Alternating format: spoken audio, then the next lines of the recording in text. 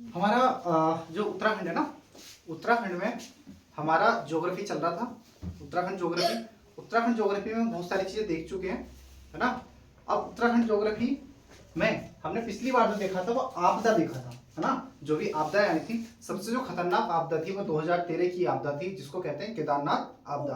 केदारनाथ आपदा में जो ऑपरेशन चला था वो कौन सा चला था? ऑपरेशन सूर्य होप, है ना। जो एयरफोर्स ने चलाया था वो कौन चलाया था? राहत, है ना। राहत ऑपरेशन चलाया था, सही है। ये हमने देख लिया था, बाकी सब देख लिया था, बाकी पिछली वाली वीडियो में जाके देख सकते हो।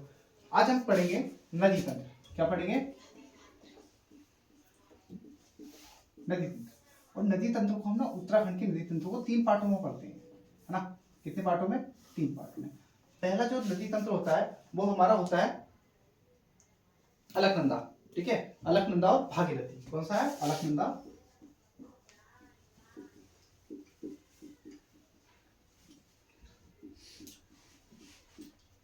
भागीरथी। अलकनंदा की लंबाई बताओ मुझे। 195। भागीरथी की 205। ठीक है। उसके बाद हम देखेंगे, जैसे देखो यमुना नदी तंत्र भी आता है ना इसमें। यमुना नदी तंत्र, देखो यमुना नदी के तंत्र के साथ हम कौन सा पढ़ते हैं? टोन्स, है ना। टोन्स प्लस यमुना नदी तंत्र। टोन्स की लंबाई किसी को पता है? 148। यमुना की 136। ठीक है। टोन्स, अलकनंदा, टोन्स, और एक को पढ़ते हैं जिसको बोलते हैं काली नदी, ठीक है। काली या सारवा, काली नदी तंत्र, ठीक है। 3 नदी तंत्र पढ़ेंगे। बताओ काली की लंबाई कितनी है? 252। 252, ठीक है। ये सब देखेंगे। सबसे पहले हम देखेंगे अलकनंदा नदी तंत्र, ठीक है। कौन सा नदी तंत्र? अलकनंदा नदी तंत्र। उसको मैं बना लेता हूँ एक बार, है ना, अच्छे से उसकी मैपिंग कर लेंगे। मैपिंग करने के बाद उसको फिर मैं पढ़ता हूँ, है ना। अभी हमारे पास डिजिटल नहीं है, ऐसे ही बोर्ड है, वैसे काम। और आपको क्या करना है? इस वीडियो को ज्यादा से ज्यादा शेयर करना है, लाइक करना है, कमेंट करना है ना, सब्सक्राइब करो और हमें मोटिवेट करो, हमें सपोर्ट करो, ठीक है। चलो अभी बनाता हूँ मैं। तो थोड़ी मेहनत करके, थोड़ी मेहनत लगने के बाद ये मैंने पूरा मैप तैयार कर लिया है अलकनंदा नदी का, ठीक है। अलकनंदा नदी का ये पूरा खाका, पूरा रोड मैप हमने तैयार कर लिया है। अब हम देखते हैं हल्का हल्का, और बहुत जल्दी आपको याद हो जाएगा, ये ऐसे ही आप बनाते चलना, ठीक है। चलो देखो, इसमें सबसे पहले ये आता है सतोपंथ ग्लेशियर, ठीक है। सतोपंथ ग्लेशियर, यह इसको ही क्या करते हैं? अलकापुरी बामक बोलते हैं। यहाँ पर क्षीर सागर है ना, क्षीर सागर। इससे ही कौन सी नदी निकलती है? अलकनंदा नदी। ये पूरी जो नदी है ना, ये जो मुख्य नदी है, ये मुख्य नदी है। कौन सी नदी है? अलकनंदा, ठीक है। हमेशा याद रखेंगे कि मुख्य नदी कौन सी है? अलकनंदा। तो अलकनंदा में सबसे पहले यहाँ पर आता है एक जलप्रपात, जिसको बोलते हैं वसुधारा जलप्रपात। तो अलकनंदा नदी में, अलकनंदा नदी कहाँ से निकलती है? सतोपंथ ग्लेशियर से, है ना, उसके बमक से, है ना। कौन से? अलकापुरी बमक से। और कौन सा सागर है? क्षीर सागर से होते हुए आगे जाती है। वहां पर एक क्या मिलता है? वसुधारा जलप्रपात। सबसे पहले अलकनंदा नदी पर वसुधारा जलप्रपात, उसके आगे जाएंगे। यहाँ पे जितनी चीजें लिखी है सिर्फ वो ही बताऊंगा, एक्स्ट्रा कुछ नहीं बताऊंगा ना। एक्स्ट्रा हम बाद में देख लेंगे, अभी हम जल्दी से नदी खत्म करेंगे। उसके आगे जाते हैं तो पड़ता है केशव प्रयाग। कौन सा? केशव प्रयाग। केशव प्रयाग में एक नदी मिलती है जिसको कहते हैं सरस्वती नदी। कौन सी नदी मिलती है? सरस्वती नदी। और सरस्वती नदी पर एक पुल है जिसको कहते हैं भीमपुल। कौन सा पुल है? भीमपुल। और भीमपुर के बारे में हमने पढ़ा है ना, जब हम जिला सीरीज पढ़ रहे थे तो उसमें हमने देखा है भीमपुल को। भीमपुल हो गया। अब अलकनंदा आगे जाती है, जाती रहती है। जाने के बाद आगे अलकनंदा नदी पर एक मंदिर मिलता है जिसको कहते हैं बद्रीनाथ मंदिर। कौन सा मंदिर? बद्रीनाथ। और बद्रीनाथ मंदिर नीलकंठ पर्वत पर स्थित है, जिसकी ऊंचाई कितनी है? 65-97। नीलकंठ पर्वत पर कौन सा मंदिर है? बद्रीनाथ मंदिर। बद्रीनाथ मंदिर किस नदी के तट पर है? अलकनंदा नदी पर, है ना। और नीलकंठ की ऊंचाई कितनी है? 65-97। उसके बाद आगे जाते हैं तो आगे जाते हैं हम। आगे जाने के बाद अच्छा, सरस्वती जो है ना, सरस्वती निकलती है कामेट से। कहां से निकलती है? कामेट के रत्नाकोट देवताल से, ठीक है। और कामेट की जो ऊंचाई है वो कितनी है? 77-56। कामेट का मतलब हमारा होता है सफेद। क्या होता है? सफेद। चलो वो आगे देखेंगे, कुमाऊनी गढ़वाली सब देखेंगे तो उसमें देख लेंगे। उसके बाद बद्रीनाथ से आगे जब नदी जाती है क्या कहते हैं? अलकनंदा नदी। तो अलकनंदा नदी में एक नदी मिलती है जिसको बोलते हैं ऋषि गंगा, और ऋषि गंगा 2 है ये, है ना, ऋषि गंगा 2। उसके बाद जब आगे जाएंगे, अलकनंदा आगे जाएगी। आगे जाने के बाद क्या मिलता है? पांडुकेश्वर। पांडुकेश्वर मंदिर मिलता है किस पर? अलकनंदा नदी पर पांडुकेश्वर मंदिर। उसके बाद आगे जाते हैं तो आगे एक घाट मिलता है जिसको कहते हैं गोविंद घाट। गोविंद घाट में नदियां मिलती है लक्ष्मण गंगा या व्युंडार नदी, है ना। और देखो ये है यहाँ से एक यहाँ पर मिलेगा हेमकुंड साहिब। हेमकुंड साहिब से निकलती है एक नदी जिसको कहते हैं हेमगंगा। हेमगंगा ये हो गई। और हेमगंगा में मिलती है पुष्पावती नदी और हेमगंगा में मिलती है घाघरिया नदी। ये सारी नदियां मिलकर, ये तीनों नदियां मिलकर आगे जाकर किसमें मिल जाती है, किसका रूप ले लेती हैं? लक्ष्मण गंगा का। और लक्ष्मण गंगा अलकनंदा में कहाँ मिलती है? गोविंद घाट पर, ठीक है। उसके बाद अलकनंदा आगे जाती है, आगे मिलता है एक विष्णु प्रयाग। सब पंच प्रयागों में प्रथम प्रयाग विष्णु प्रयाग। पंच प्रयागों में प्रथम प्रयाग विष्णु प्रयाग। विष्णु प्रयाग में एक नदी मिलती है जिसको कहते हैं धौली गंगा। ये पूरी की पूरी कौन सी नदी है? मुख्य नदी है धौली गंगा। मुख्य नदी है धौली गंगा। धौली गंगा की लंबाई कितनी है? 94 किलोमीटर। और ये किससे निकलती है? कुनकुन श्रेणी से या फिर धौलागिरी से या फिर देवबंद से, है ना। देवबंद से निकलने के बाद ये धौलागिरी में एक नदी मिलती है इधर से ऋषि गंगा। कौन सी? ऋषि गंगा प्रथम। और इसमें ये ऋषि गंगा जो निकलती है कहाँ से निकलती है? बाढ़, अच्छा सॉरी, ये निकलती है रेणी गांव से निकलती है। ऋषि गंगा प्रथम कहाँ से निकलती है? रेणी गांव से।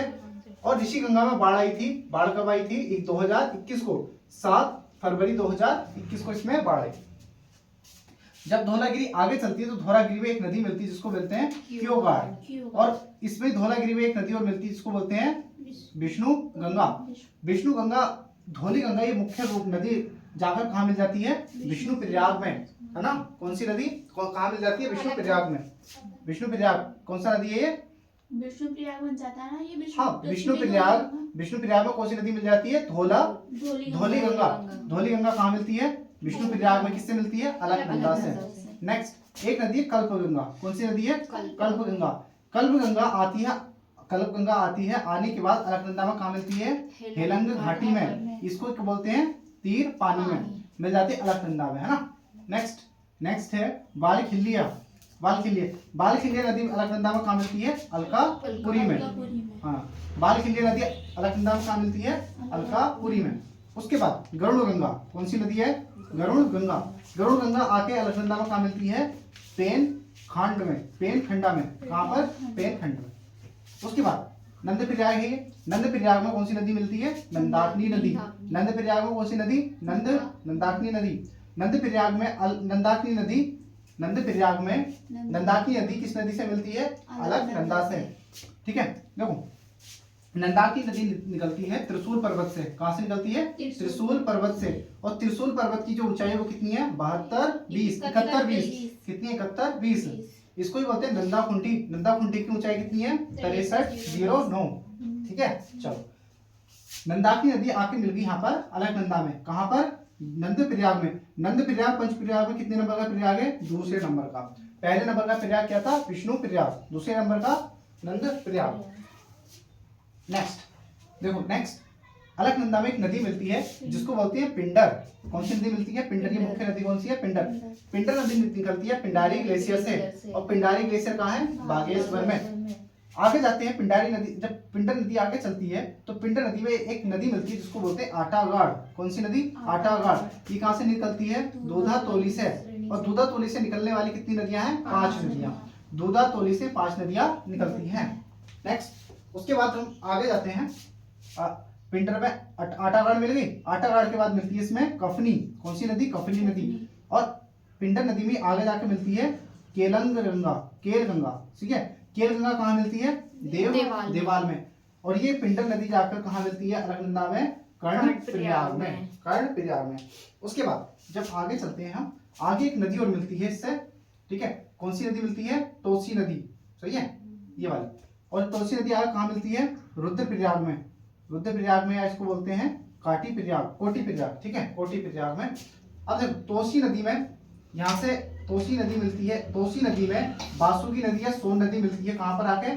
सोन प्रयाग में। फिर तोसी नदी में आगे मिलती है मधु गंगा, फिर मिलती है धूल गंगा, फिर उसके आगे मिलती है काली गंगा, ठीक है, काली गंगा। सारी नदियां मिलने के बाद आगे से एक नदी मिलती है तोसी गंगा में, लस्तर।